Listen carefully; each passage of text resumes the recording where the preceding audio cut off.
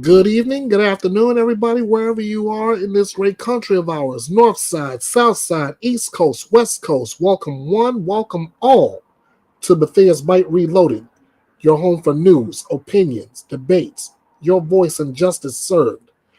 I'm Ernest Bethea, the last outlaw. So good to have you all here on this Wednesday, right off the heels of the 247th birthday of the United States of America. First off, let me apologize for my tardiness. I apologize for that due to network issues beyond my control. This week, in lieu of my usual coverage of cases that are actively happening, today I will focus on the one area of true crime that does not get the attention it deserves in the mainstream media outlets. That area, missing persons. This is the area where you get information briefly, and the only updates are either that the person is still missing or the person is deceased. Today, I am going to bring you missing persons info from the FBI, the National Center for Missing and Exploited Children, and around the YouTube true crime community. I mentioned the YTCCC because we have devoted people actively putting information out like this in the hopes that you may be able to help bring the missing home, which is deep in their mission statement.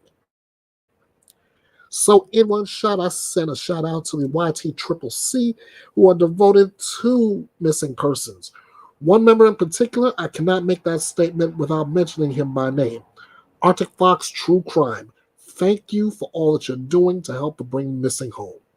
And now, without any further ado, listen up, guys. I'm going to kick things off with an Amber Alert.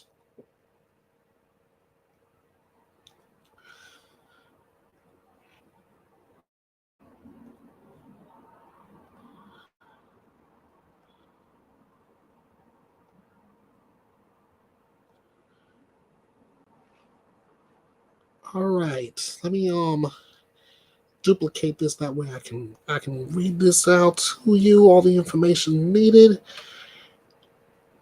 Actually, I can do better from the FBI poster. There we go. All right, here's all the information about Winter Cole Smith, who was reported missing on the 2nd of July out of Lansing, Michigan. She is 2 years of age. Give me 1 second, because okay, there we go. Winter is 2 years of age. She stands approximately 2 feet tall, weighs anywhere between 25 and 30 pounds. The FBI is offering a reward of up to $25,000 for information leading to her location. Here are the details. Listen up.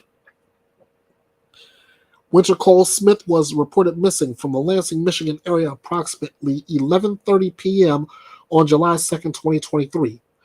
Winter, along with her 1-year-old brother, was in their apartment when her mother was assaulted by an ex-boyfriend. Following the assault, Winter's mother fled the apartment and called law enforcement authorities. The ex-boyfriend stole a 2013 Chevrolet Impala, which he later crashed, and he was then taken into custody in St. Clair Shores, nearly 90 miles from Lansing. Winter's brother was found unharmed inside the apartment when law enforcement arrived.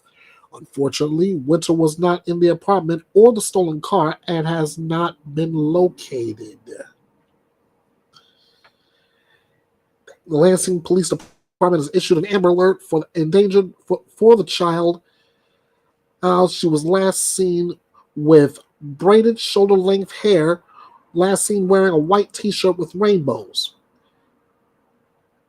The child may be with Rashad Malik Trice, a 28-year-old black male traveling in a 2013 Chevrolet Impala with Michigan registration DZS0492.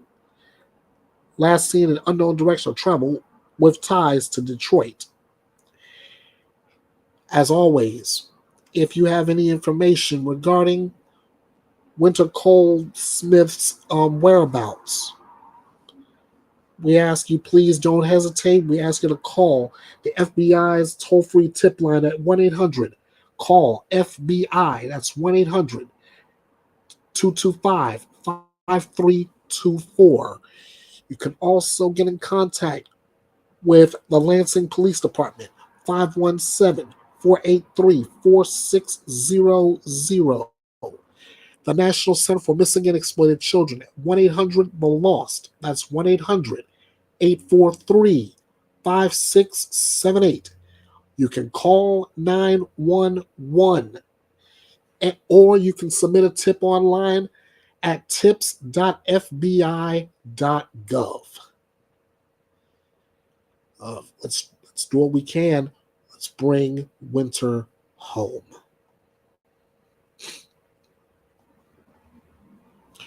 Got another Amber Alert. This one out of Cleveland.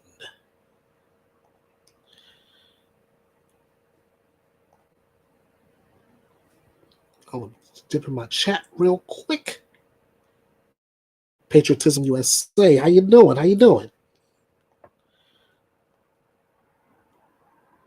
I'm gonna go ahead and hit you with the straight now. I'm not here doing any kind of political stuff. This is all about missing persons. If you want politics, just go somewhere else. All right, back to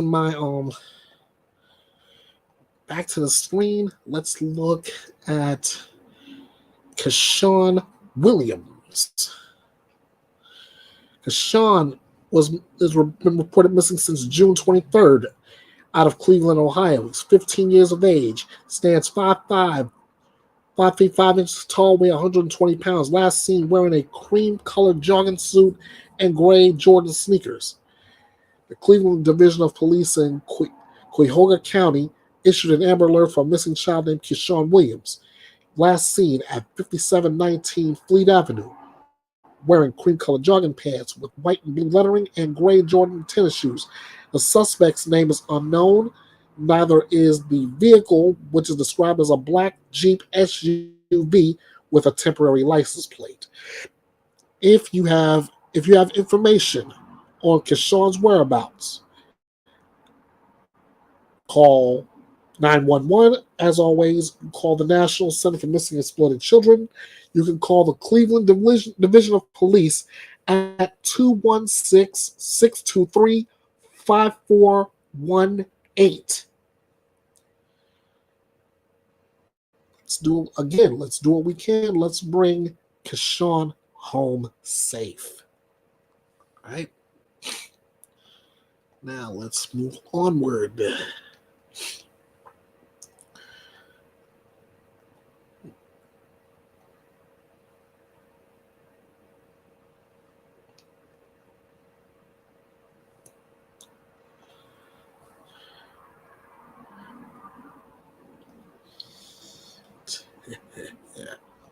Okay.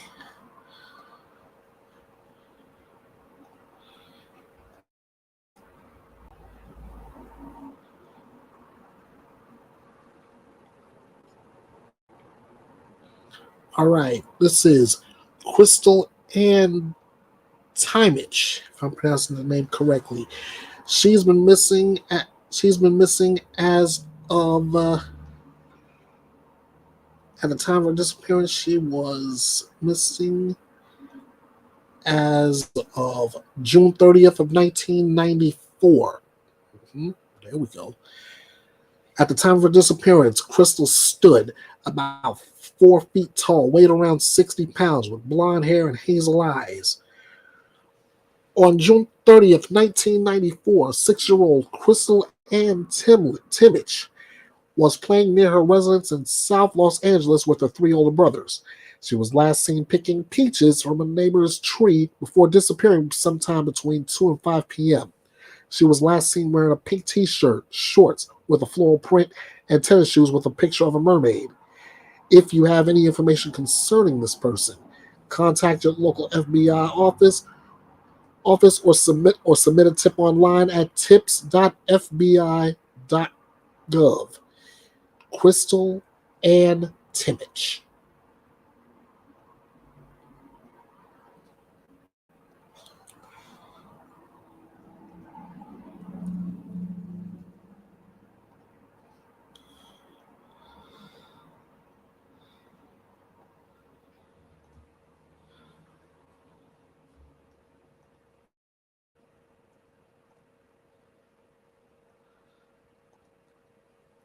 This is Kristen Modafferi. Kristen Modafferi has been missing since June 23rd of 1997. At the time of Kristen's disappearance, she stood about 5 feet 6 inches tall, weighed about 140 pounds, with dark brown shoulder length hair and brown eyes. Kristen has distinctive dimples on her face. She likes photography, painting, and other creative activities. She was not known to own any vehicles and generally used public transportation.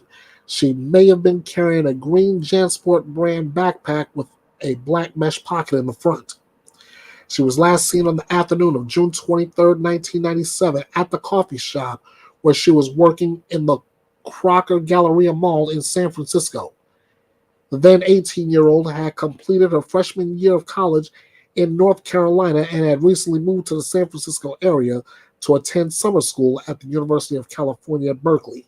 She was living in Oakland at that time, but she has not been seen or heard from since.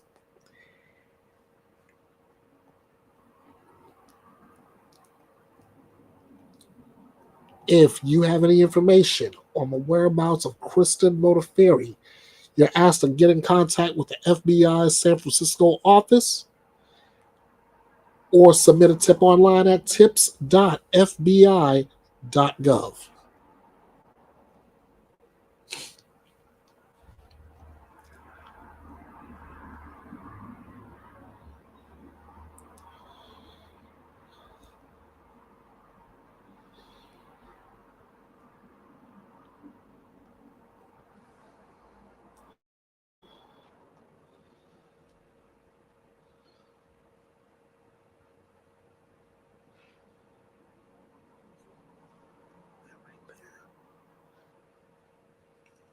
Yeah.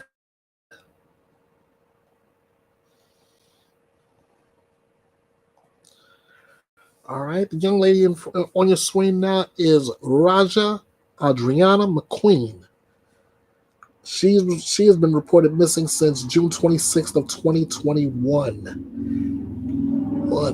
McQueen, at the time of her disappearance, stood about 5 feet 6 inches tall, weighs around 133 pounds, with black hair and dark eyes. The FBI is offering a reward of up to $25,000 for information leading to the recovery of Raja Adriana McQueen and or her missing 2018 Nissan Sentra. She has ties to the east side of Cleveland, Ohio. FBI Cleveland Violent Crime Task Force and the Cleveland Police Department are seeking information from the public regarding the mysterious disappearance of 27-year-old Raja Adriana McQueen. McQueen was last seen in her 2018 Nissan Sentra at approximately 7:30 a.m. on June 26, 2021, in the area of East 131st and Harvard Avenue in Cleveland. Her car was later observed being driven by another individual with two new bullet hole defects, one in the roof and one in the passenger door. The vehicle's appearance had been altered by this removal of the hubcaps, and her license plate and a dealer plate was visible in the rear window. If you have any tips on the whereabouts of Raja Adriana McQueen, you are asked to call the FBI tip line at 216-583-5383. Your local FBI office, in this case the field office in Cleveland, or you can submit a tip online at tips.fbi.gov, and your identity can remain anonymous. Raja Adriana McQueen, let's do what we can to bring her home safe, right?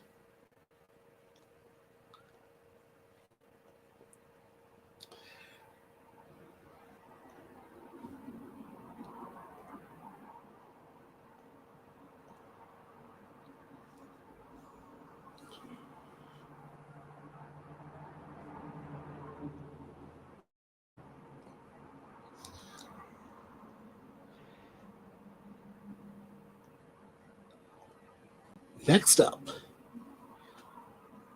is Maria del Carmen Lopez. Maria del Carmen Lopez has been missing since February 9th, 2023, out of Puebla, Nuevo Colima, Mexico. At the time of Maria's disappearance, she stood about 5 feet 2 inches tall, weighed 160 pounds, with blonde hair and green or hazel eyes. The FBI is offering a reward of up to $25,000 for information leading to the physical location of Maria del Carmen Lopez. Her eyeliner, note this, her eyeliner is permanent or tattooed. The FBI's Los Angeles field office is asking for the public's assistance in locating Maria del Carmen Lopez, a U.S. citizen who was kidnapped from her residence in Pueblo Nuevo, Colima, Mexico on February 9th, 2023. If you have any information concerning this person, contact your local FBI field office, or in this case, the LA field office, or submit an anonymous tip online at tips.fbi.gov.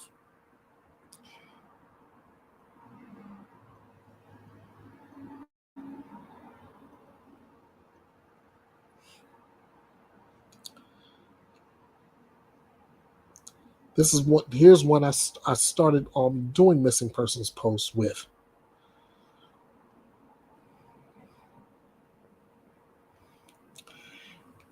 And believe it or not, I got the most attention out of it on TikTok.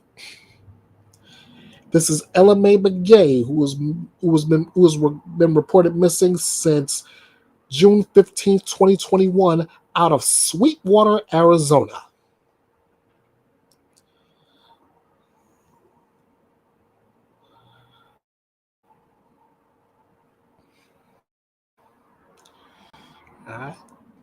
Get a good look, ladies and gentlemen, as I give you the information.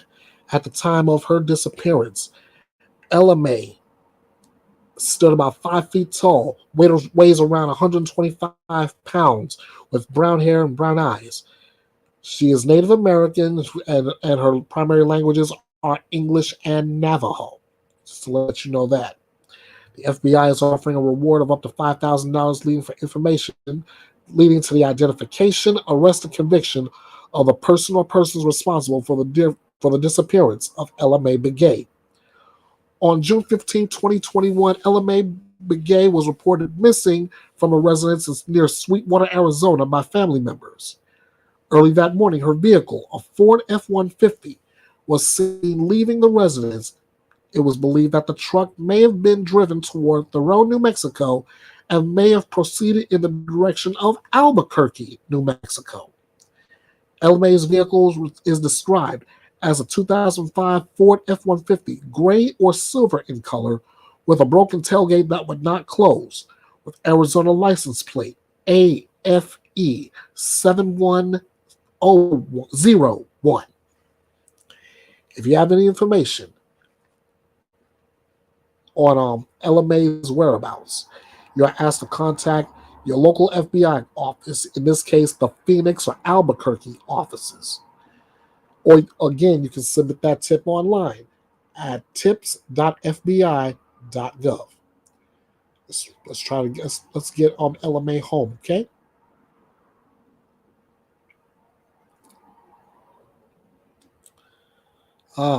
This one's from my neck of the woods, guys. This one's a little over 13 years old.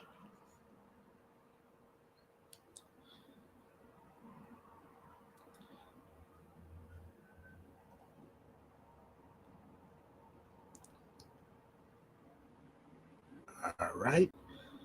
I want you to take a look at all four of these pictures of Kyron Horman, especially the one on the right, on the far right side, where its age progressed. Kyron has been missing since June 4th, 2010. At the time of his disappearance, Kyron stood 3 feet 8 inches tall, weighed around 50 pounds, with brown hair, blue eyes. He has a distinct V-shaped strawberry birthmark on his forehead. When he was last seen, Kyron was wearing a black T-shirt with the letters CSI in green and a handprint graphic on it. Black cargo pants, white socks, and black Skechers sneakers with orange trim. He wears metal frame glasses. Kyron has been missing from Skyline Elementary School in Portland since June 4th, 2010. He was last seen that morning after attending a science fair at the school and has not been seen since. Like I said, this is a 13-year-old case. Please, I urge you, if you have any information or if you've seen anything regarding Kyron, please say something. Call 911. Call the Multnomah County Sheriff's Office at 503-988-0560. The FBI field office in Portland, or submit a tip online at tips.fbi.gov. 13 years, that's 13 years too long. Let's bring Kyron home.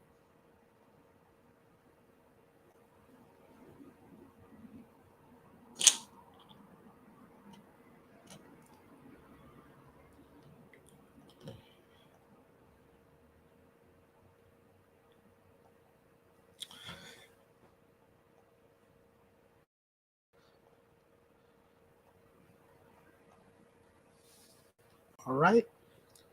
Take a look at Dawnita Wilkerson. On the left is Dawnita. The two middle pictures are her truck. The truck she may have gotten into, and this is her on the right. Let's break all this down. Dawnita Wilkerson.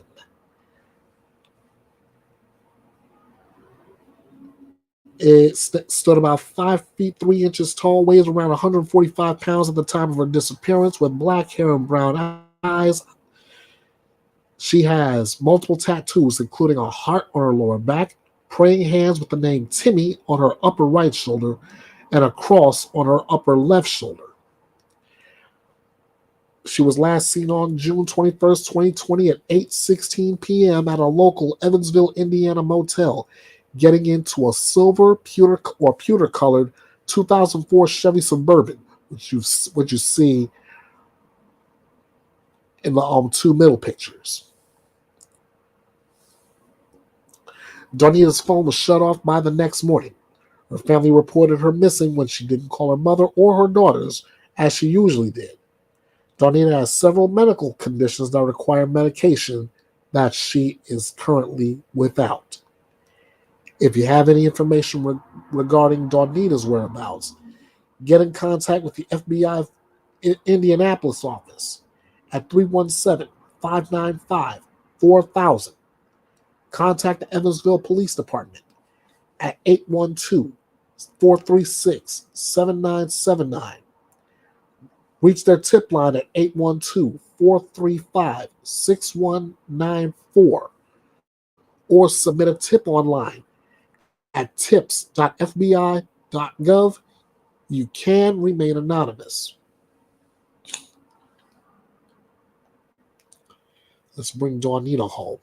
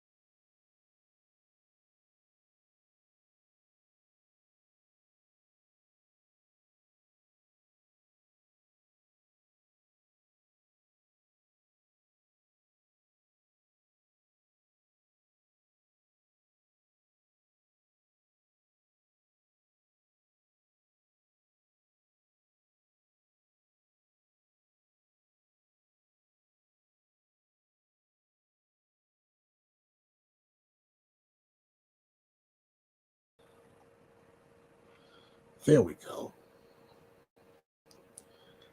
Okay.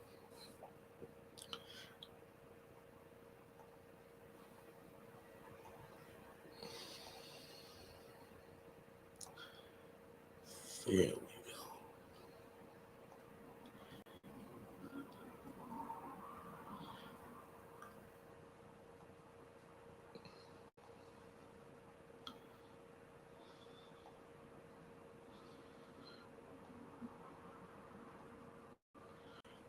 All right.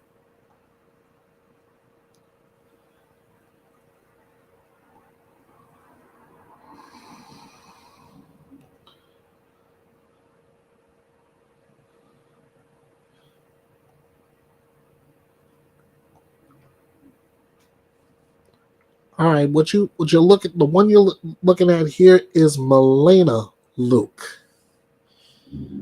Sorry for that long of a pause, but I was trying to get everything straight between these two sisters. All right, you have Milena, and you have Philoma. Now let me break both of them down here for you. Philoma is the older sister. At the time of her disappearance, she stood about 5 feet 1 inch tall, weighed around 90 pounds, with brown hair, brown eyes. Milena, the younger sister, at the time of her disappearance, stood about 4 feet tall, weighed around 65 pounds, also with brown hair and brown eyes. Milena also has a birthmark on her left cheek. The FBI is offering a reward of up to $25,000 for information leading to the whereabouts of both Philoma and Milena. They were both seen at a bus stop near their home in the village of Astao Saipan, Northern Mariana Islands, on May 25th, 2011. The sisters were ages 10 and 9 at the time. They were waiting for the school bus to arrive, and they have not been seen since that time. When they were last seen, Philoma was wearing a light green shirt with a butterfly design and blue jeans. Milena was wearing a white blouse with blue jeans.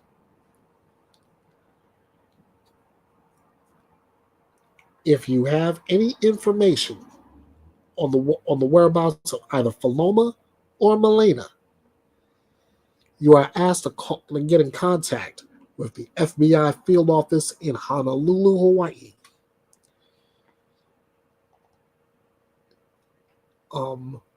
You are also asked to call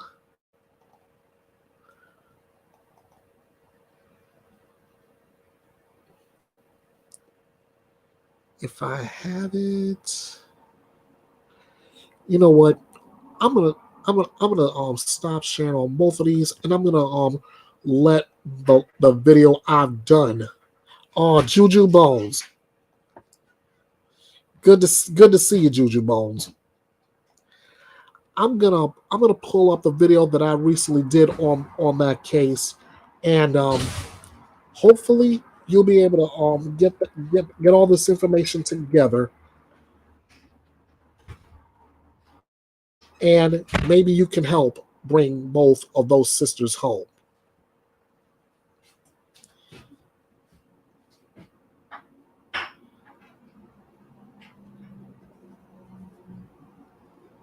Like the gospel song says, please be patient with me. God is not through with me yet.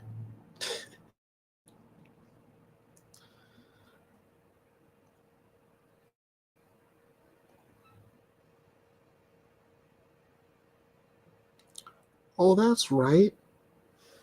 That's right. Now I remember why I did when I did this video. My wife and I did it together.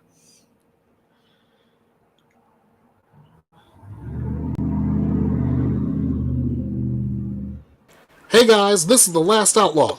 Hey guys, this is Lady Outlaw. The FBI field office in Honolulu, Hawaii urgently needs your help to locate Philoma and Milena Luke, both of whom have gone missing. Philoma and Milena have been missing since May 25th, 2011. Philoma is now 22 years of age, and Milena is now 21 years of age. At the time of their disappearances, Philoma stood approximately 5 feet 1 inch tall, weighed around 90 pounds. Milena stood approximately 4 feet tall and weighed around 65 pounds. Both sisters have brown hair and brown eyes. Pay close attention to this, guys. In both of the flyers from the FBI and the National Center for Missing and Exploited Children, the images on the right are age progressed. Philoma and Milena were last seen at the bus stop near their home in the village of Astao Saipan, the Commonwealth of Northern Mariana Islands, on May 25, 2011. The sisters, ages 10 and 9 at the time, were waiting for the school bus to arrive and have not been seen since that time. Philoma was last seen wearing a light green shirt with a butterfly design and blue jeans. Milena was last seen wearing a white blouse and blue jeans. Milena has a birthmark on her left cheek.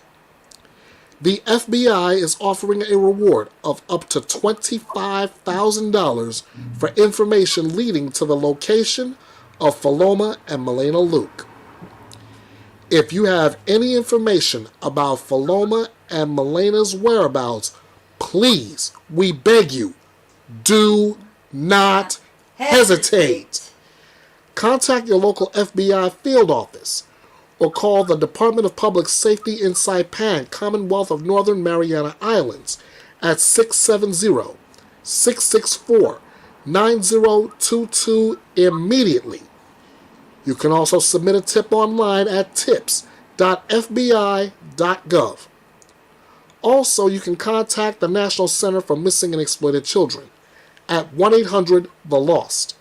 That's 1-800-843-5678. Your help and vigilance can play a crucial role in bringing both Philoma and Milena back safe and sound. Please share this message to increase the chances of reaching people who might have valuable information. Remember, if you see something, say something. Let's bring these girls home. I couldn't have said that any better than that. Let's help bring these girls home. Oh, again, like we always say, if you see something, say something. Get in contact with the local authorities, the FBI field office in Honolulu, and let's bring them home.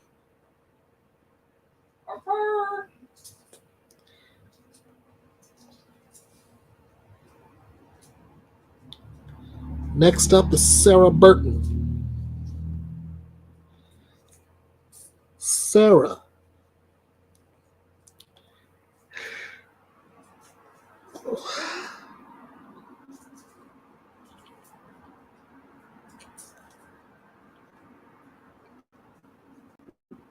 Sarah Burton has been missing since July 16th of 2018 out of Joplin, Missouri. At the time of her disappearance, she stood 5 feet 7 inches tall, weighed around 170 pounds, with light brown hair and blue eyes. The FBI is offering a reward of up to $5,000 for information leading to the arrest and conviction of the individuals responsible for her disappearance. At the time of her disappearance, 29-year-old Sarah Burton was last seen on July 16th of 2018, which means she would be about, 2018.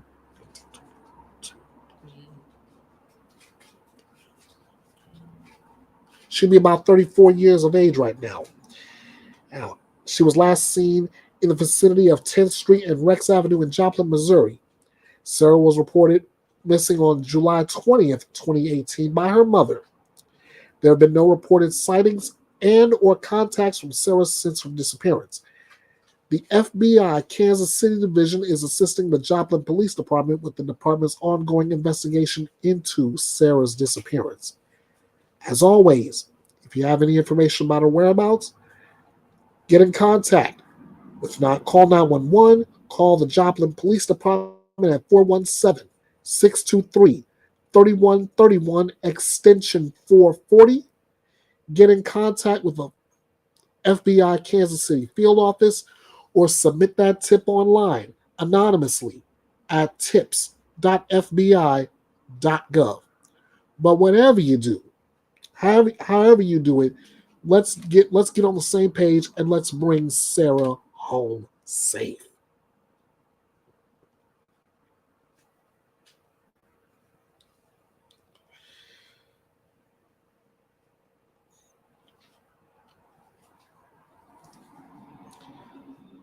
And this is why I'm doing this, because like I said at the outset, the mainstream media outlets do not give missing persons enough attention. Need any further proof? I got your proof right here.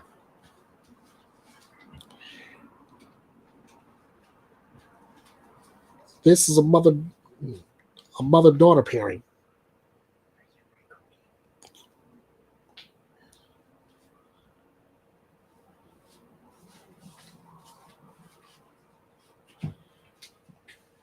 Okay, this is one cooperate.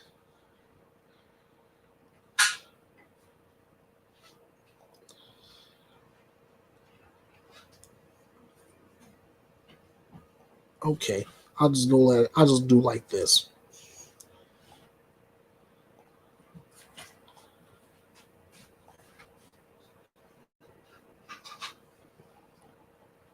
All right, this is mother and daughter. This is a mother-daughter right here, Liliana and Daniela Moreno.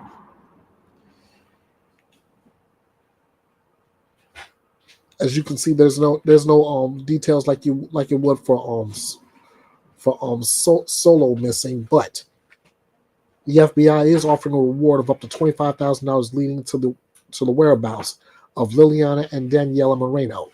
Here's the break.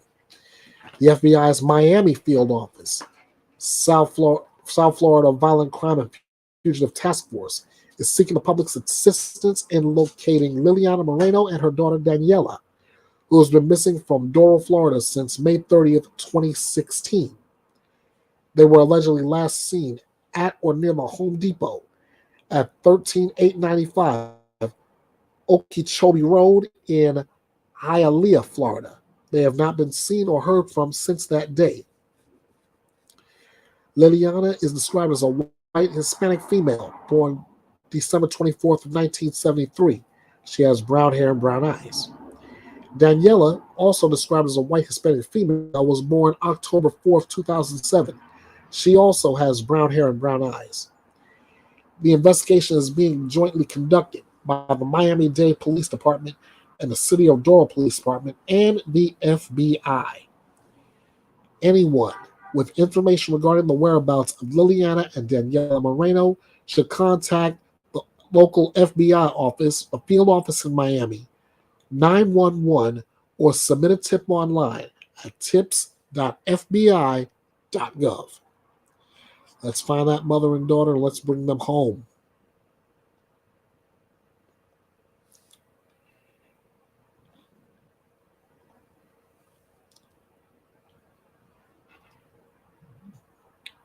All right.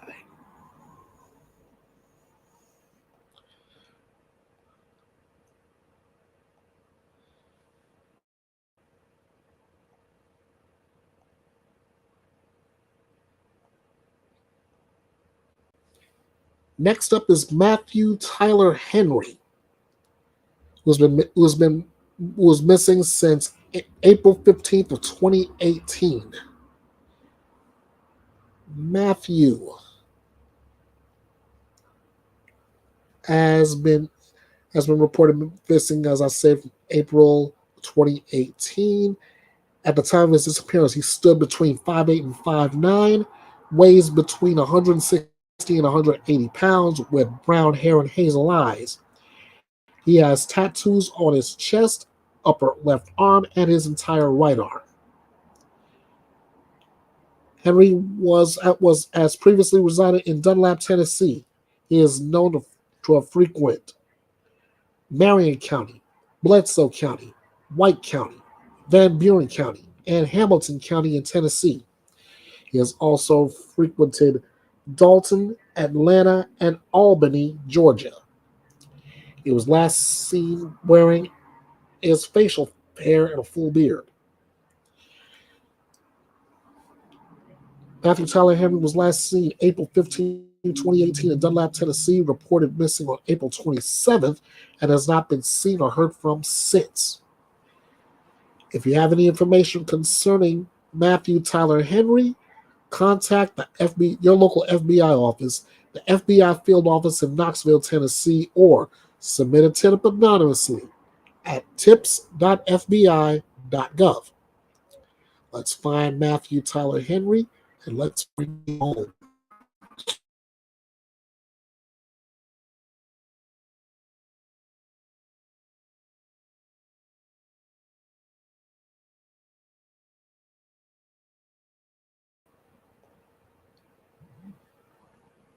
Okay.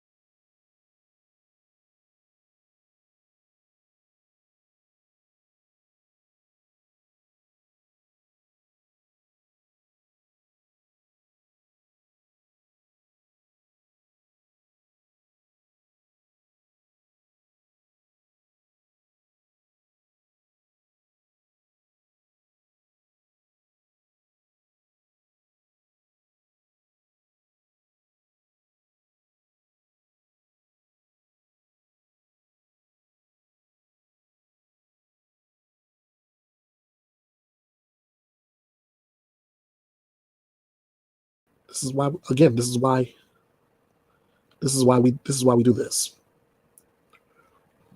We do what we can to bring the missing home.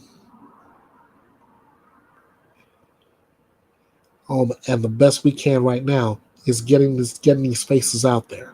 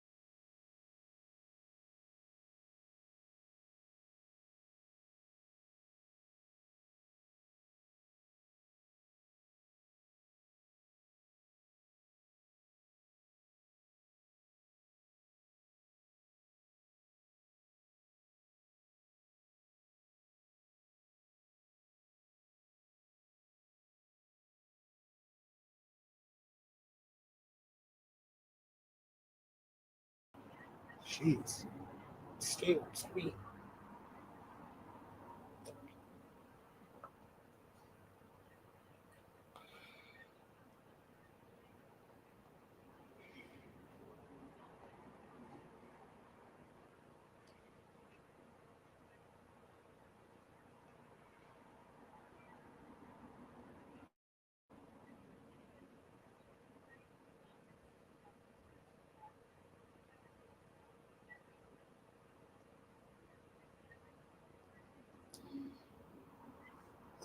Okay. Let me go ahead and pull this up on your screen here.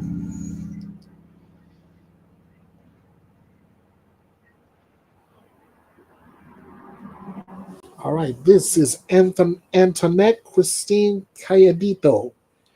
She was reported missing April 6, 1986, out of Gallup, New Mexico. Antoinette, ooh, better yet, instead of me talking about it, let's go to this video.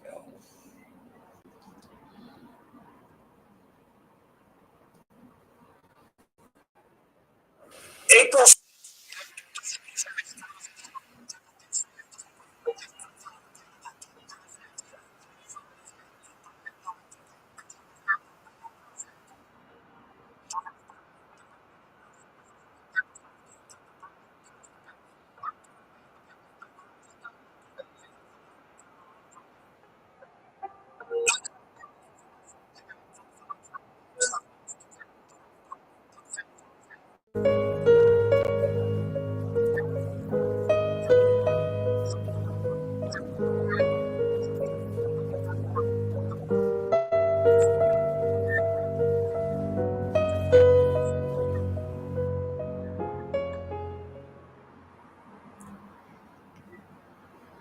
Thanks so much to the FBI for providing that information. Now, now it's up to you. Let's find Antoinette and let's bring her home safe.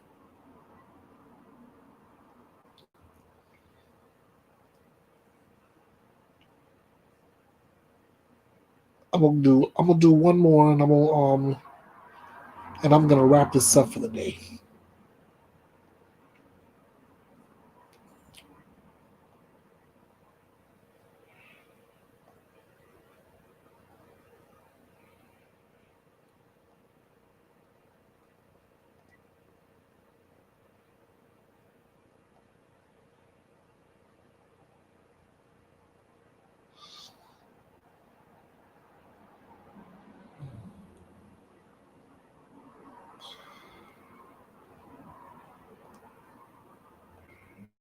Okay, this is Chance Anthony Carson. Chance was reported missing February 20th of 2023 out of Omak, Washington. At the time of his disappearance, oh, and for the record, I'm looking at this information. Chance and I share birthdays, so I got a little skin in the game on this one. At the time of his disappearance, Chance stood 5 feet 9 inches, weighs around 178 pounds with black hair and brown eyes. He has tattoos on his chest, left breast, left hand, and right arm. The FBI is offering a reward of up to $10,000 for information leading to the recovery of Chance Anthony Carson and the identification, arrest, and conviction of those responsible.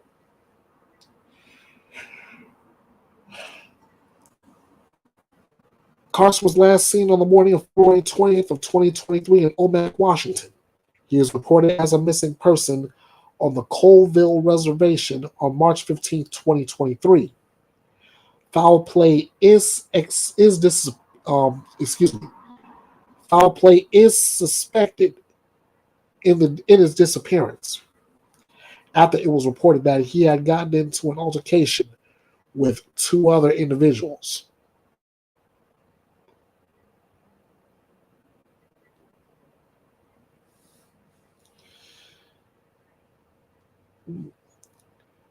Okay, let me just get myself together here. Last seen on the morning of February 20th, 2023 in Omak, Washington. He was reported missing on the Colville Reservation on March 15, 2023.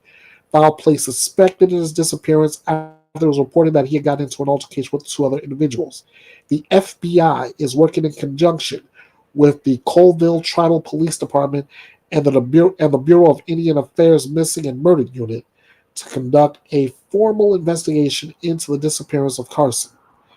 The FBI is seeking information leading to the information, location, and recovery of Carson, and information leading to the identification, arrest, and conviction of any persons involved.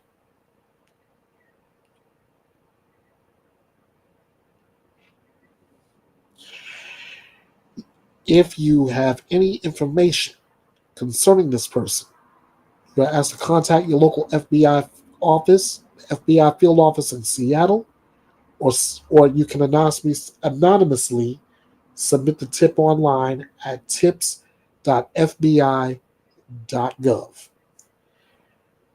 With this and all the cases I presented to you earlier, your help and your diligence could bring us steps closer into bringing the missing home.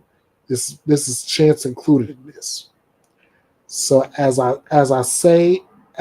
say in the true crime community, please, if you see something, say something.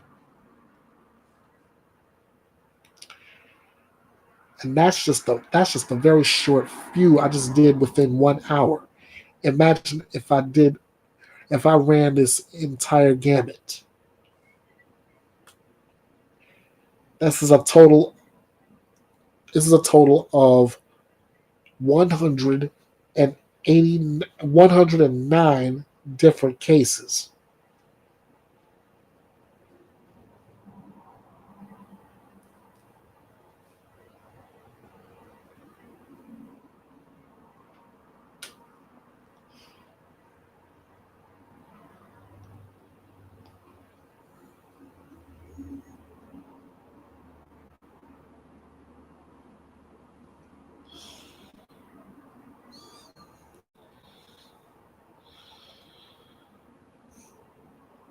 That's it. Like I said, if I stop here with chance, and I'm only an hour in, can you imagine what I would have done with all those missing persons, Amber Alerts, Silver Alerts? In fact, I promised I was going to go outside of the FBI, and I was going to go to around the YouTube true crime community. In fact, I'm going to go live to Arctic Fox True Crime on the Rudy Farias case.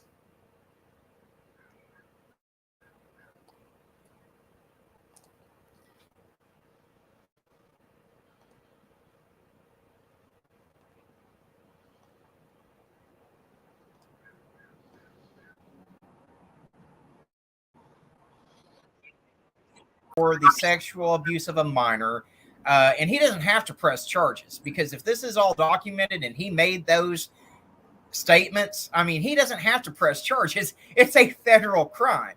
So they have the obligation to get this woman off the streets. Yeah, I'm sure he was terrified. I mean, it's not like he was 17 at the time that he went missing. Let me pull his original missing persons flyer up and double check real quick. But yeah, he was 17. Hold on.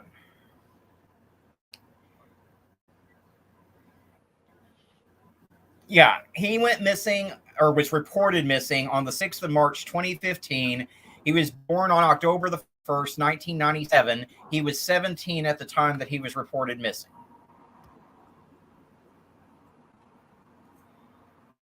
So, yeah, I mean, this is no bueno. Yeah, she could be charged with harboring a missing persons, but I think that the filing a false report is going to have more severe consequences for her. Hey, Dutchie, thank you for being here. I appreciate you. Oh, God, yeah, I agree with you 100%, Alma. It's Houston, Texas, and it's Angels, Houston, Texas.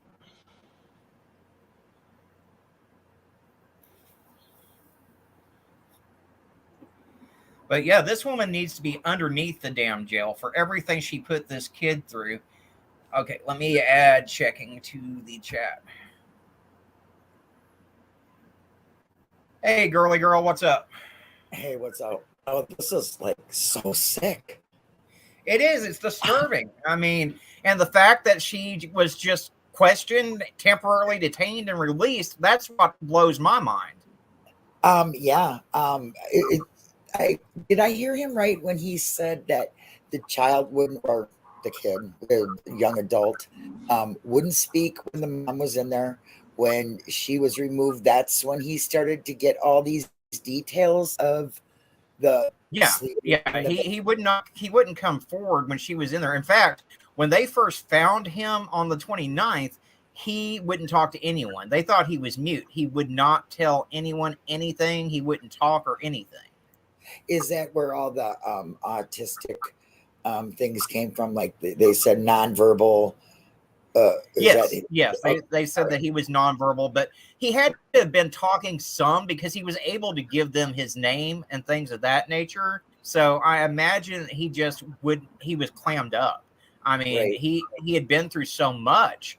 And honestly, I feel like he was terrified to talk in front of his mother after the 8 years of hell he had already been through. And I mean, ghost and everything else on top of it. I mean, this person has got to be going through a mental torture completely. I mean, it's like being, trafficked with your own mother.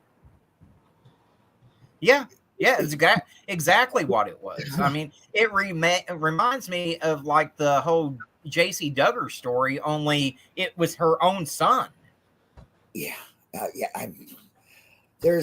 there's so much to put around your brain in this case. I mean, just hearing it is so shocking, and knowing that it was put out as a missing kid who was apparently a runaway, but from what I understood, you said. And well, I mean, initially he had run away and stolen the car, and he crashed the car, and that's where a lot of the bruising and everything came from. That's how he ended up in the hospital, and then vanished and forgotten makes a good point, because they had found a credit card on him that had only expired 2 years or been shut off 2 years ago. So, I mean, if he's been missing for 8 years, how the hell's he got that recent of a credit card? yeah. The mother, it was holding him hostage, using him as a sexual object, completely dosing him, drugging him, lying to everybody, and still continuing to say that the child was missing. There's got to be some charges. I mean, I just don't get why. And according to this, he's released in her care. There's something. What? Get on the phone. Call them, please. What's the matter with them? Yeah. Right. Yeah. I mean, and the thing is a lot of this, he could have been found so much sooner. A lot of this is just no excuse, sheer incompetence of the Houston Police Department, because again, they had been called on several occasions because people had spotted him inside the home, inside families' homes, and they allegedly went out there, looked for him, said they couldn't find him. Well, if he was hiding inside the home, they didn't look and search that house very goddamn well. Well, I mean, 8 years. And I posted when they first came out. He said, "Oh, after 8 years, he's been found," which I thought was great. And then I started seeing all this different stuff around it, and people had brought it to my attention too. But I thought, well, let's wait until we see some real, like you. Let's see, make sure it's not just rumors and people, doing their thing. And then all of a sudden, this guy who, bravo to him. He spoke very candidly, just right out there, felt about how he felt, what he thought of this woman.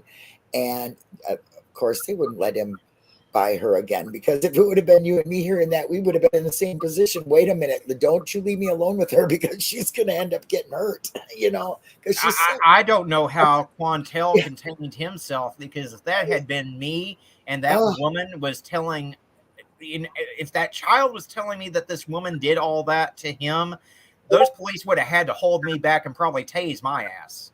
I know, that's horrible. And then one reporter asked him something like, "Well, how do you know?" And he goes, "Wait a minute now. What did he say? You naked in the bed?" And okay, then he said something like, "Can't you wrap your head around this? It's sick." It is. I mean, not only was he was forced to make out with his mother. That far as Quantel would go, but that if there was that going on, a lot more was going on. Bed. He was made to sleep naked in the bed with her, and play daddy. Yeah.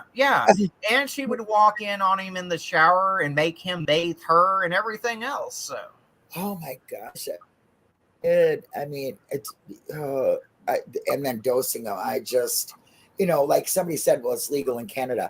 Well, that's fine. It's legal. It's not forced upon you. I mean, this obviously was a way of keeping him, a slave. Well, yeah. I mean, she wanted to drug him completely up, and she made him go by a different name.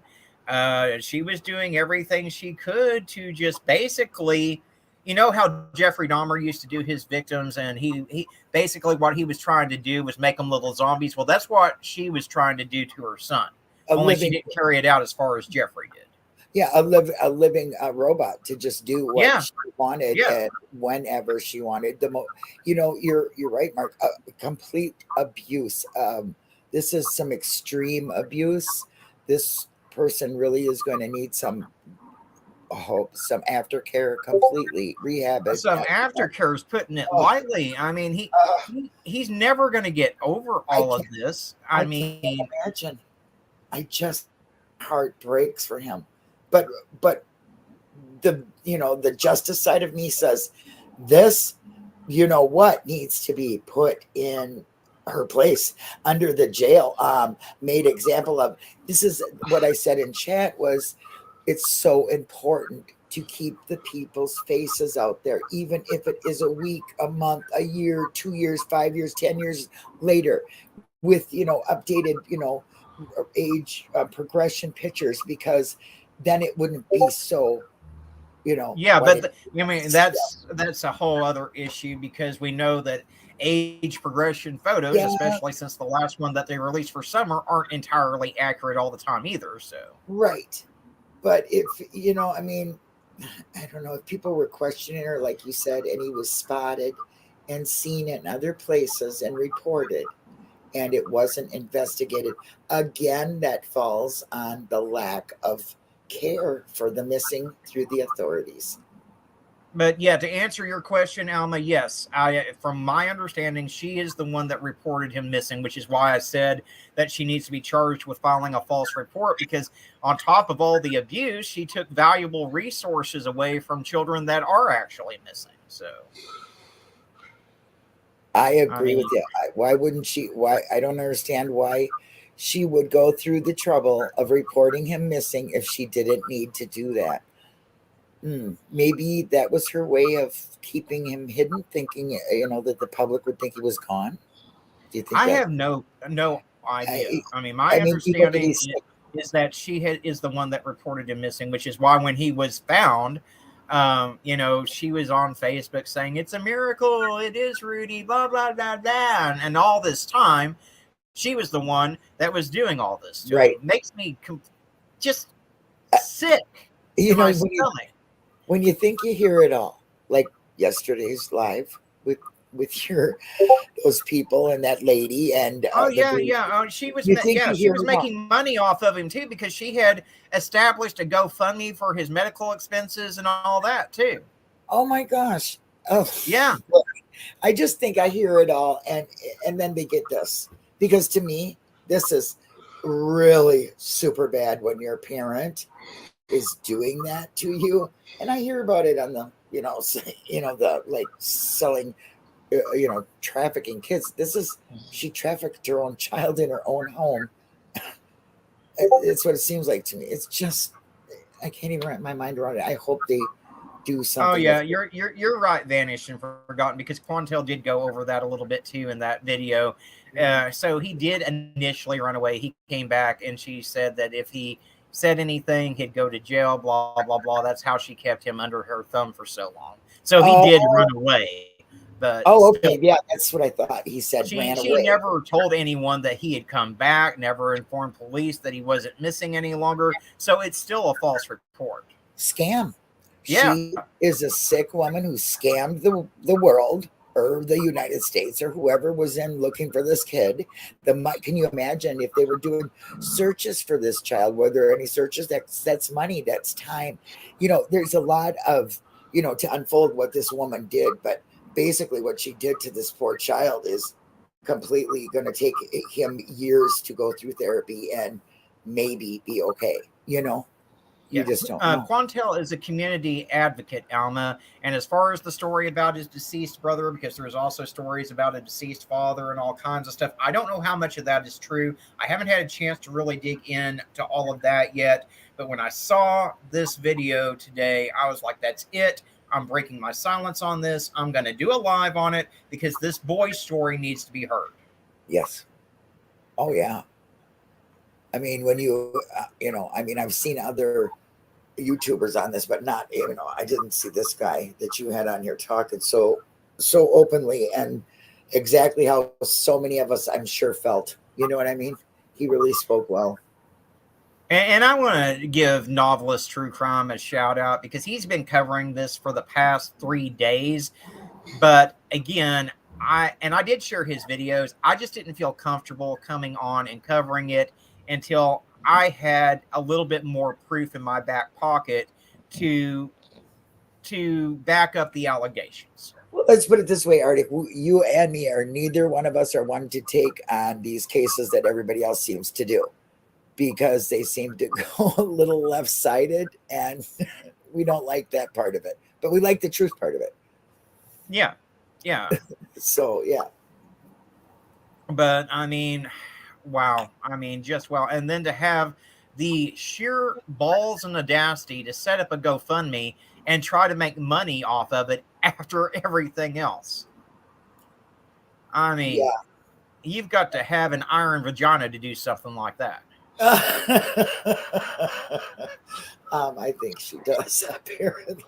This is just, oh, I shouldn't laugh. It's not even funny. I can't wrap my mind around it. A mother doing this. I really do hope that they find her, some legal charges, and they put those silver cuffs on her and they haul her into jail and let it all unfold in front of everybody, and then let her get her punishment for it, because it's absolutely horrific what she has done to this child.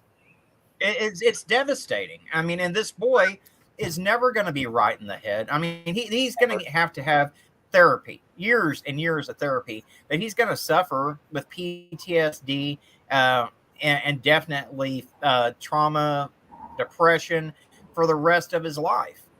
And that's a good one, Nelma.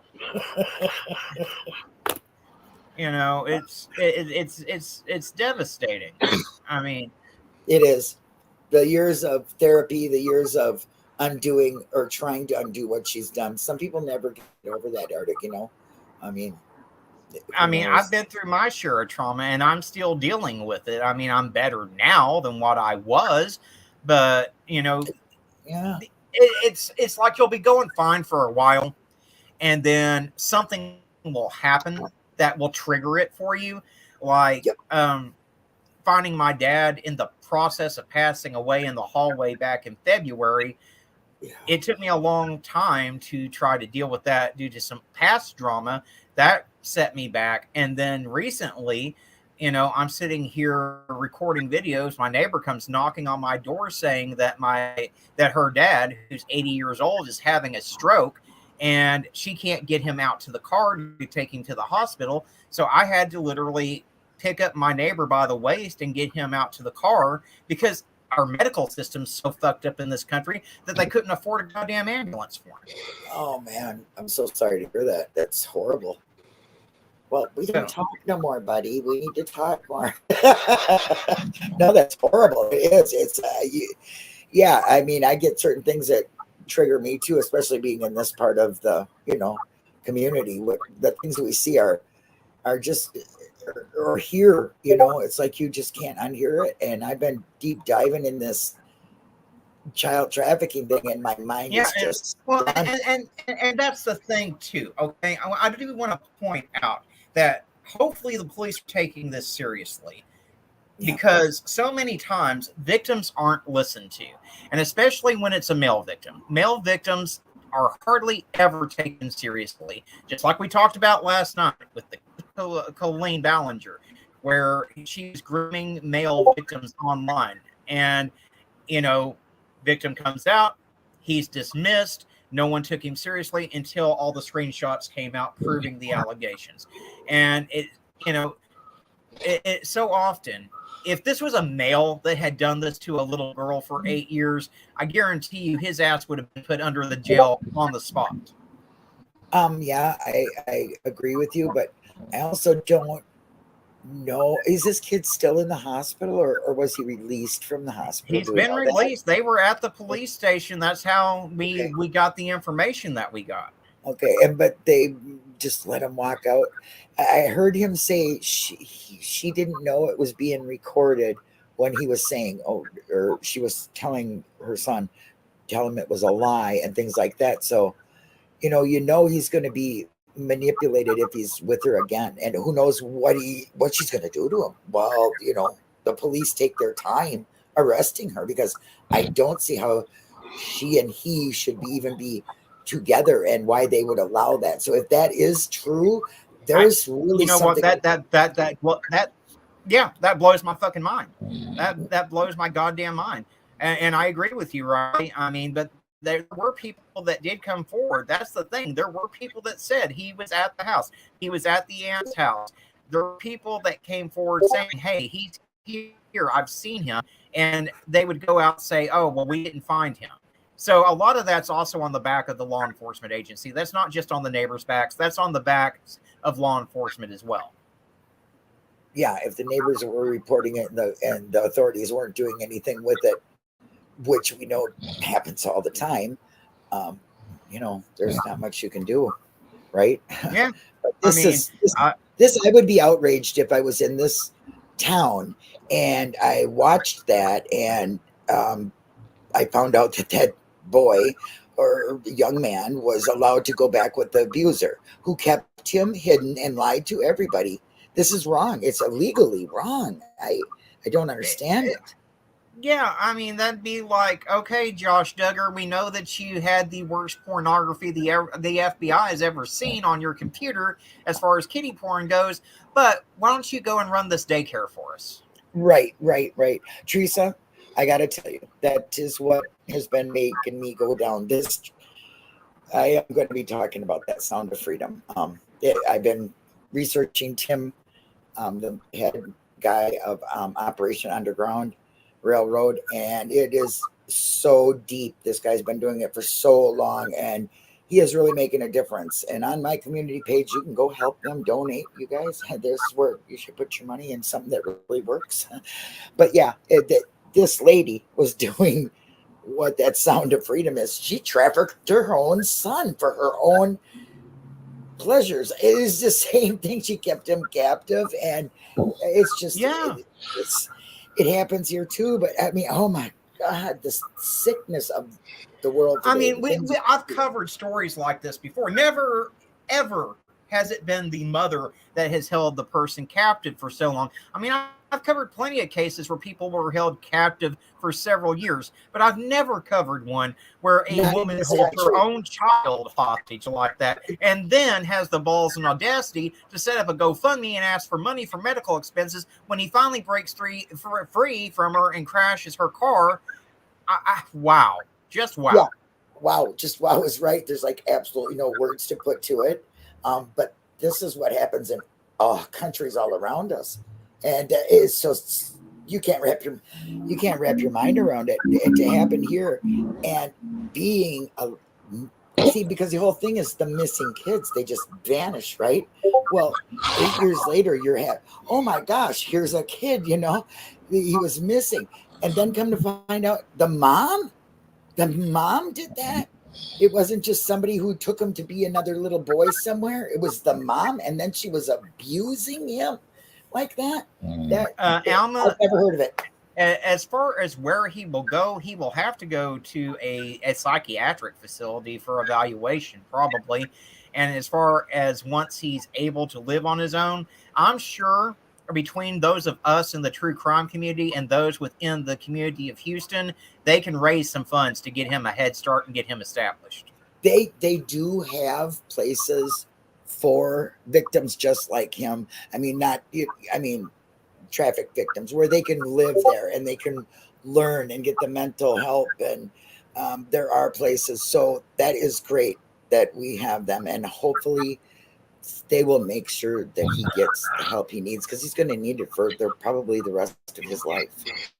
Yeah, like I said, I mean, you never get over that type of trauma. I still have flashbacks about different things in my life that I'm not going to get into on a public forum, but I still have flashbacks about the trauma that I've experienced. So, I mean, and I've been in therapy for a good part of 15 years. So.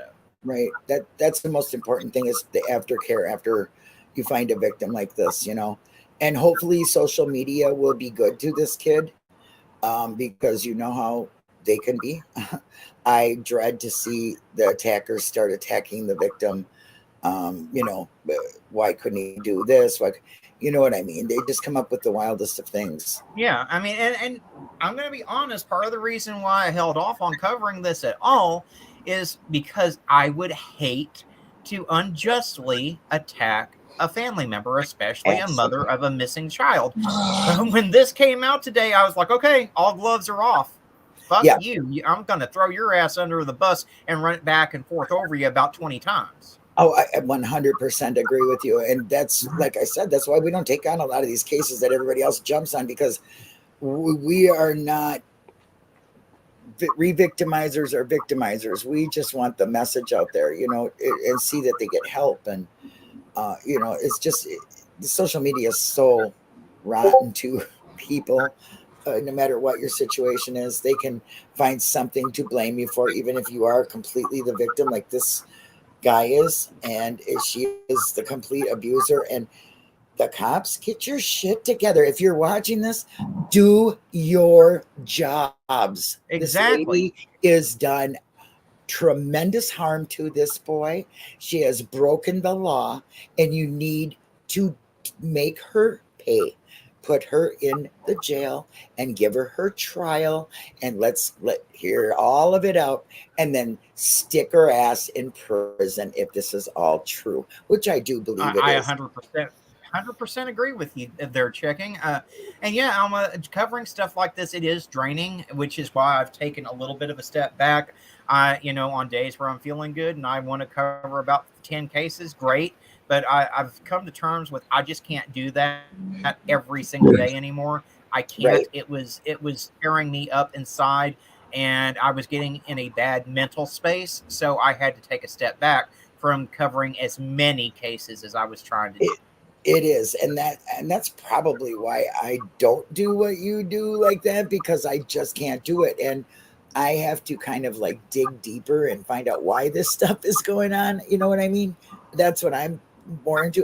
And this whole Sound of Freedom, let me tell you something, Arctic, once you get a peep at that, you'll be just where I am, because I know how your heart is, and the things, my community well is full of it. I just can't get over it. Is it in theaters or is it on Netflix? It is in theaters. It is in theaters, and you can get free tickets to it. Okay, I'll have to definitely do that then. Yes, because I'm unfortunately going to have to go myself or not see it. But the things that have led me to go beyond, from the start of this movie, is a lot of more interesting to, like, probably to you and me. The guy that did it, the children they've saved, that kind of thing, the percentages and all that. It's really important for everybody to know that our country is harvesting people to be sold for sex, labor, and organs. The United States. Yeah, I mean, I've covered cases. I covered a case here a while back on my channel. We were actually talking about it before one of the live streams that we did, where there was a guy that was accused of selling organs on Facebook Marketplace. Yep. They talk about that. The thing is that the United States is more of a hub for internet grooming and the pedophiles within the picture taking and things like that. It's the other countries that are having babies with no birth certificates, smuggling babies, selling babies, and their own families are doing this, selling their children for those items. Yeah. And generally, a child's life is 2 years. If they're in the sex trade, it's from, if they start at 5. Now, this is disgusting, but if they start at 5, they're good for 10 years. It's so deep, and the more you get into researching it, the deeper and deeper you get, and that's I'm real bad, because I'll get into following a story, and I'll get digging deeper and deeper and deeper into rabbit holes, and the more I discover, the worse it gets. Casey, thank you so much. You were actually one of the people that I used to follow and was a fan of when I decided to start my channel. And Michelle, I appreciate you being here too. You're always in the chats, always showing your support. I mean, but yeah, he is amazing. He does do the best coverage of the missing in this whole community, as far as I am concerned. 100%. I have said that to him since the day I've met him. I told him, your channel's going to grow like you ain't going to believe. And I've been right. He is fantastic at what he does. 100%. But I mean, but I follow these rabbit holes, and I mean, and I get a lot of flack sometimes for only doing 2-3 minute videos on the cases. But the fact of the matter is, on so many of these cases, there's not that much information. You've got the basic facts that are put out, And there's no need to do a 3-hour live stream in a video that can be covered in 2 or 3 minutes with the information that's there. The rest is all sheer speculation and propaganda. So, yeah, unless there's something like this where you really need to have a deep discussion, or unless I've got a family member that really needs help getting their children's face out there because law enforcement isn't doing jack shit, or like yesterday when I've got something that really needs to be exposed because we've got a YouTuber with 3 million goddamn subs that still hasn't been deplatformed, even after it's come out that she has sent porn to minors, yes, I'm going to cover that. Yeah, I was so shocked at that live. By the way, it was very good. Thank you. And since I watched that, a lot has popped up on my feed about that, so I've kind of taken a little bit more look at it, and definitely need to keep an eye on that lady's channel. Needs to go down. She is definitely a groomer, and she just in the last 24 hours, like I said, every day more comes out. So in the last 24 hours, a video has surfaced of her in blackface impersonating Beyonce. Oh my Lord! It just can't get any worse. I don't understand why they're allowed to have a platform that generates that many, let's just say, children subscribers, because she's a child channel.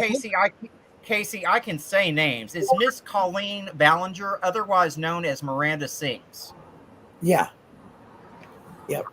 And the woman, listen, that whole get a Cheeto down the pants thing. Whoa. Yeah. Whoa. Why wasn't she taken off immediately? That was a live stream. And you need to look up her children's books too that were published by Simon and Schuster Children's, by the way. No, that lady just needs to be reported continually until she's off the. That's my view. I don't have no use for that. I would just keep warning people. Check your child's social media. Don't let them be a part of that whole thing, which sounds like bullying to begin with. I mean, and the victims, you've got Adam that tried to tell everyone what was going on 3 years ago, only for her fans to fucking attack him, dox him, throw him under the bus. I mean, it's don't even get me started on Nickelodeon, though. Or Disney. Or Disney. Because this whole Sound of Freedom, you all are going to be extremely shocked when you find out where our biggest purchasers and elite and Hollywood, how they are all about this. It is absolutely disgusting. I for the past 2 days, my mind has been blown, and I haven't even seen the film. I have been watching interviews about Tim himself and how he has come about to doing this from 6 years back. I've been watching him. And this man is brilliant. What he is doing is absolutely hero. He's a hero. And he's making us all aware that we really need to pay attention to what is going on around us with our children. And it can be stopped. The man actually has stopped it in one country. They would rather sell drugs. That's what they said to him. So I am just appalled at it, but please go see it if you can.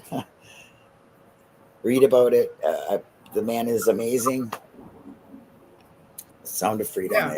I mean, but with the whole Nickelodeon thing, I mean, I don't know how much you've seen on it at checking, but there's this one producer in particular. His name's Dan Schneider, and this man produced like 20 of their hit shows, all involving kids and stuff. Young female, well, not all female, but a lot of the female cast members have come out about the very inappropriate activities that were going on the set.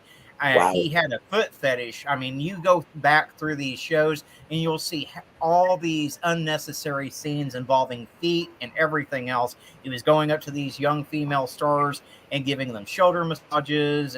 He was in their DMs. I mean, it's a mess. Yes. I'll probably do a live on him at one point. That sounds, I mean, it's a big, wouldn't it, I mean, doesn't it just fit? I mean, these are aimed at children. So why not have, the worst people that harm our children they're going to be the first, they're going to be the heads of these because they can get easy access to them. And because they do so much that we see on the outside so good, it's hard to believe that behind the scenes, they're doing these things, correct? I mean, it's a total and Riley, Dan Schneider was the one behind Ariana Grande's show too. She was one of the main ones to come out about the allegations regarding Dan Schneider and Jeanette McCurdy too. Yes. Oh, they hide behind the goodness that they do. Well, and in Jeanette McCurdy's case, I have oh my God, that poor girl. Her mother was straight up pimping her out to the entertainment industry. She had no interest in being a star or anything, but her mother was the one that really pimped her out to that industry. And she knew a lot of what was going on, and she just didn't care because she was getting those greenbacks in the bank account. So she didn't give a shit what her daughter was going through. In fact, she wrote a book saying, "I'm glad my mom died," after her mom died of cancer. Oh, wow. Wow.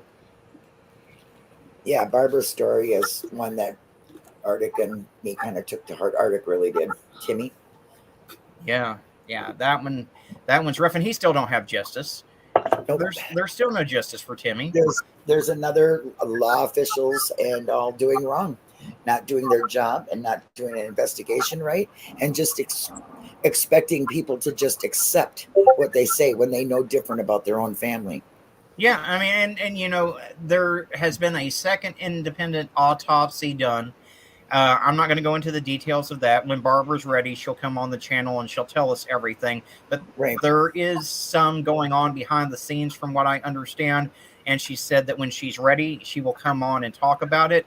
And I'm going to respect that because I don't want to interfere and cause any harm in the case if there's any progress being made. So, absolutely, we're not here to harm cases. That's why we have a hard time with these high-profile things that come up that everybody jumps on.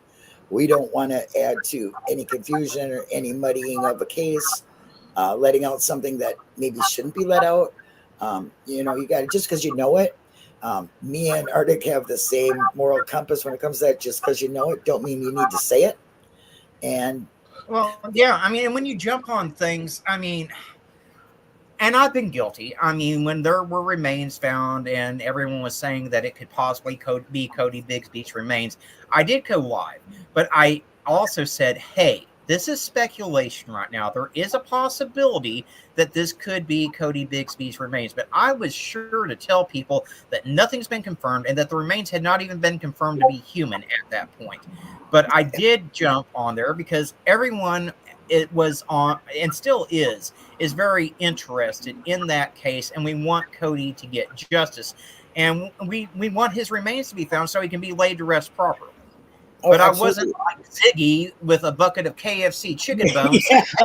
Summer's bones have been found. Yeah, we absolutely want every single missing person and every case to have justice. But like I said, we just don't jump on it. You might cover it, but you're not. When you're saying your theory or your speculation, it's always very clear to our audience that that's what we're doing. We're not putting out non-factual misinformation. Oh, hold on a second. I think I got information about the press conference. Hold on. Okay, press conference is at 10 in the morning tomorrow in regards to Rudy. Okay, good. Then we should be hopefully hear that the mother is being charged. I would hope. I can only hope. I hope so. I do. Are you going to want to do our think tank, our live tomorrow? I was going to text you in a little while and see what you had planned. So what day do you want to? Do you want to do it tomorrow around the press conference, and we can just do that at the same time? We can do it on your channel too if you want. I don't care. I need to verify if this is 10. Oh no, never mind. That's not Rudy's press conference. Okay. Little Winter Snow, the little 2-year-old that's been missing, that they have the Everlord out of Michigan on. She's been found, and apparently it's not good news. So. Oh no! That's so sad. Oh no! So that's on the Winter Snow. So I don't think that's on Rudy. That's on Winter Snow. So Oh, that's terrible. And this happens a lot of times when I go live. I have to break devastating news, and I knew that this was one of those cases that probably was going to be a bad outcome, just based on the fact that her mother had been brutally stabbed, and then her dad was found, that the child wasn't with him. I didn't think that was going to have a good outcome. Yeah, you like I said, sometimes we can just kind of tell the ending of them, hoping we're wrong, but our intuition of seeing them, you kind of get that feeling. Yeah, I mean, once you've been in covering this type of thing for a while, you get vibes. I mean, and I'm not talking about Ziggy's psychic vibes, but you just get an intuition as to what the likely outcome is going to be. And sometimes I'm wrong, and when I'm wrong, I am thrilled that I'm wrong. Oh yeah, I love being wrong. That makes me feel better even. I hate being right about this. I really do. It's very sad. So yeah, prayers to the family, and may that little angel rest in peace. I'm so sorry that happened to her. But yeah, whatever time you thinking tomorrow, because Friday you're usually busy. I mean, I'm busy in the mornings on Friday. I don't think I have a doctor's appointment or anything this Friday, but anytime tomorrow's fine. Just text me when we get done here, and we'll figure something out. Okay. We need to plan it in advance so we can try to share it out and get some people in the chat and everything. Yeah, definitely. Yeah, because we do talk about, it's our time to get together and talk about like we talk about a lot of different cases and a lot of different resources, and and I think it's important. People should watch that too. Yeah, I mean, well, yeah, because that's where we do our think tanks every week. You can catch me in checking on her channel every Thursday is when we usually do it. The time varies, but it's usually in the afternoons, and we go over various cases. We talk about things that we feel could be improved as far as law enforcement's response in different situations, and how they don't tend to take runaway cases very seriously and stuff. And there's a lot of things that could improve on, and things that need to be done in this community to try to clean it up. A big step was taken when they deplatformed Doug. So yeah, and it's a good opportunity for a lot of our subs to ask us questions about things too, or suggest. I am muting Arctic Fox True Crimes live right now, and as you just heard breaking news that they found the remains of 2-year-old Winter Cole Smith, who I just mentioned earlier in an Amber Alert. Winter Cole Smith is deceased, and there will be a press conference in the morning, likely around 8 o'clock West Coast time, 10 o'clock in Texas time. And I am looking forward to joining Arctic Fox and checking convictions tomorrow regarding this sad bit of news. And I look to see a lot of your faces during that press conference in the morning as well. But I'm gonna wrap things up here. I'm gonna say thank you for everyone who has here to watch this live. I thank all of you who will see this again on the replay.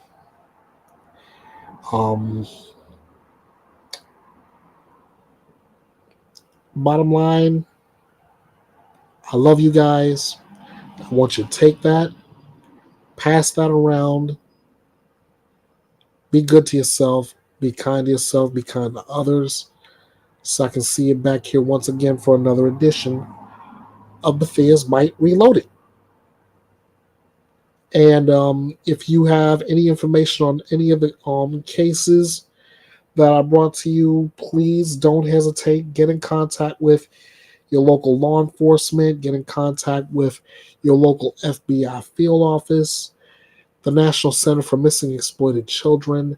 Submit your tips anonymously at tips.fbi.gov. And Again, I love you all. Be good to yourself. Be kind to yourself. Take that message, pass it around, spread it to others. It's not going to hurt anybody. It won't cost you a dime. I'm Ernest Bethea, the Last Outlaw. Thanks for joining me. Until next time, you know what to do. Bite this. Hey guys, the Last Outlaw here. Thank you all so much for watching this video and subscribing to Bethea'S Byte Reloaded. I appreciate the support of this little engine powered by you. Did you enjoy this video? Do you want to give your feedback on it? Here's what you do. Like this video to get more eyes on it. Subscribe to the channel if you haven't already. Be sure to click the notification bell and set it to all to be notified of future videos. Share this video to your social media. I respond to your comments, good or bad, so drop your thoughts here. Be sure to follow Bethea'S Byte Reloaded all over social media. At Bethea'S Byte True Crime on Facebook. At EKB316 on Twitter. At Bethea'S Byte Reloaded on YouTube. That's with and without the punctuation marks. At EB The Last Outlaw on Instagram. At King of Hearts 316 2021 on TikTok. You can email me at kingofhearts316_09@outlook.com. This is your home for news, opinions, debates, your voice, and justice served. This is Bethea'S Byte, and it's reloaded.